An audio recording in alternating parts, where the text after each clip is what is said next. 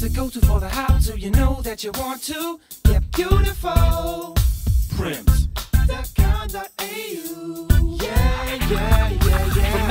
Hi there primpers, and welcome to my Friday video of the week in beauty. I hope you've all had another wonderful week. It's been a full-on one here at Primped. As you would have seen, we obviously talked all about the Oscars beauty action on Monday, all of the beauty looks from the red carpet and our favourite kind of looks and what we thought were the best ones of the day. As well as that, we're obviously knee-deep in things with Paris Fashion Week with a few of our favourite shows coming up on the weekend, so make sure you stay tuned for that next week. And as well as that, there have been a few new beauty collections which we've been loving, as well as some that are launching this weekend. So they've kind of been my beauty highlights. But to kick off, I thought I'd talk about a new nail polish collection that is launching to tie in with obviously the 1st of March and as well as that the beginning of autumn, which is today, can you believe? Now, obviously during summer we kind of were wearing those beautiful pops of like fuchsia on our nails and tangerine and orange and peach and really beautiful bright colours, and as well as that some really soft and pretty pastels. Now Ollie have come up with this new collection, so this is it. It's called Hope and Freedom. There are 5 shades in the collection. This is them here. I hope you can see them all. So there's kind of a combination between really beautiful creamy finishes to soft shimmers and glitter. Now, one of the ones that I am wearing now is called Boho Bonnet. Now, it's kind of like a really pretty soft, pale blue, soft dove grey kind of shade, and that's with 2 coats on. And it's just a really pretty way to kind of still be able to wear the bright colours that we're wearing during summer, but kind of have that little autumn hint to them as well. As well as that, my other favourite colour from the collection is Peaceful Opposition. Now, it applies kind of like a soft kind of milky white kind of creamy shade, but it's got beautiful flecks of silver glitter in it. So it's really nice as a feature nail, or even just on all of your nails. It's kind of quite out there, but it looks really beautiful as well. So they're all available as of March, and they're $18.95 each. So make sure you check them out in store. Next up, for my beauty highlight number 2, of course, was the Oscars. Now, Kat and I, as I mentioned, were, frantically trying to get up all of the, looks from the red carpet, and as well as that kind of tie in what our favourite looks were from the event. And I think the main thing to notice was that there weren't any really key beauty trends that we saw. Jessica Chastain was one of our favourites, and she was one of the only celebrities to wear red lipstick. So it was funny because normally that's such a prominent red carpet trend, and she was one of the only ones who wore it. So it was really kind of standout on the day, and she looked beautiful. As well as that, we loved Amanda Seyfried with her beautiful updo and that really kind of soft, smoky purple eye, which coordinated with her dress, which was really beautiful as well. And we couldn't forget Naomi Watts, who had that amazing gown. But as well as that, she kind of had really soft and pretty makeup with that really silvery blue eyeshadow and really pretty pops of pink on her lips and cheeks. So it was another beautiful red carpet at the Oscars. And that kind of leads me into my beauty highlight number 3, which was, of course, Jennifer Lawrence. Now, she was one of my personal favourites from the show. Obviously, not only because she won, which was really exciting, but, she had that really statement-making, amazing Dior couture gown on. And as well, her makeup and hair really reflected that kind of fairy tale princess look she had going on. So that really pretty updo and the really soft pink on her lips and cheeks and that kind of soft smoky eye makeup. So she was one of my favourites. And interestingly, we also found out that the next day, straight after the ceremony, she was back to work on the new Hunger Games sequel.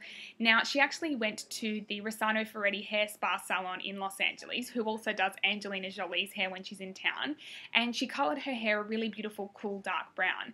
Now, they actually used L'Oreal Professional INOA colour over there, and it's free of ammonia and all those kind of things. So because she's been colouring her hair obviously a lot recently for film roles and then as well as all of her red carpet appearances, she's kind of had that blondie kind of foiled look going on at the moment.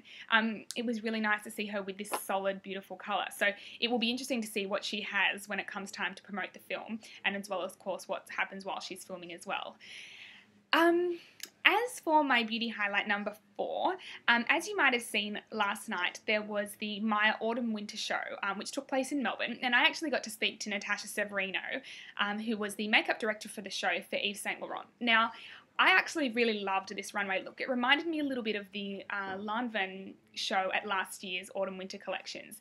And basically it was inspired by the clothing in all of the collections. So with the Myer show, they use all of the designers that Myer uses in their collections. And Natasha and the hair team kind of noticed there was a really strong 60s influence coming through. So lots of leather, peplum, beautiful lace fabrics and textures. So it was kind of, they wanted something that would work in well with that and kind of reflect the era as well. So that's where that really beautiful, bold, sexy cat eye came in.